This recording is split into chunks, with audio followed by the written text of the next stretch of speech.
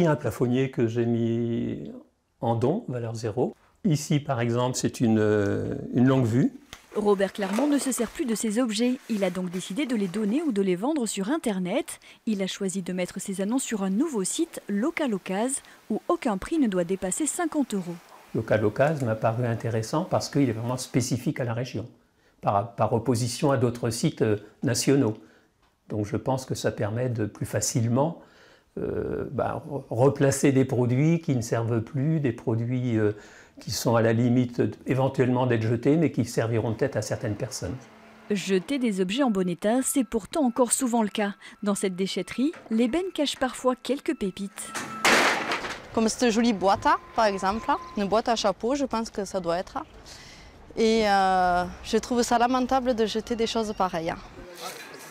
Surtout par rapport aux meubles, des fois l'électronique, il y a des choses assez intéressantes qui pourront une deuxième vie.